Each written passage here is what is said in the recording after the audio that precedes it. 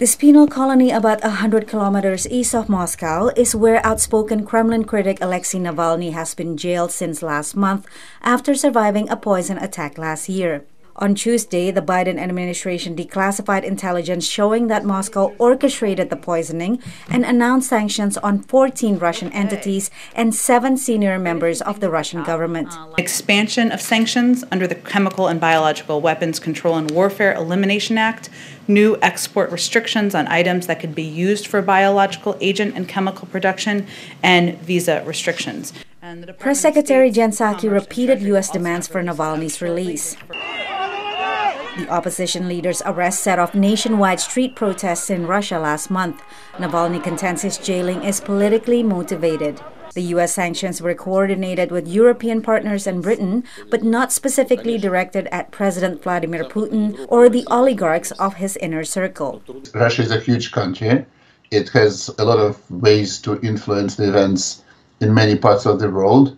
So I understand that the only thing that Biden administration could do is to send signals. These are strong signals, but these are just signals. This is not something that has a material effect.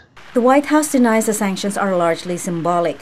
Responding to VOA, Psaki acknowledged it is important to maintain relations with Moscow on many issues, including on the Iran nuclear negotiation. Russia is a P5+1 partner. They were as we pursued the JCPOA under the Obama-Biden administration, and they certainly would be a key partner if that diplomatic process were to move forward. So the point is, there are areas where we disagree. There are areas where there's significant challenge. There are also areas where we are going to work with the Russians, as we would with most global partners, when we need to take steps that are in the interest of the United States.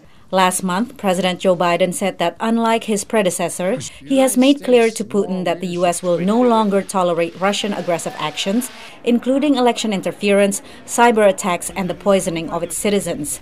But analysts say Biden's policy toward Russia must allow room for engagement in areas of mutual interest. This includes arms control, a positive environmental and economic agenda in the Arctic, to some extent climate change, and a couple of regional theaters where we both have troops, including in Syria. So there's a need to work with Russia on a range of issues, and I think the Biden administration will pursue both cooperation and try to reestablish clear lines of what they regard as appropriate norms of international behavior. Meanwhile, Moscow has already vowed to retaliate against the sanctions. Patsy Widakuswara, VOA News.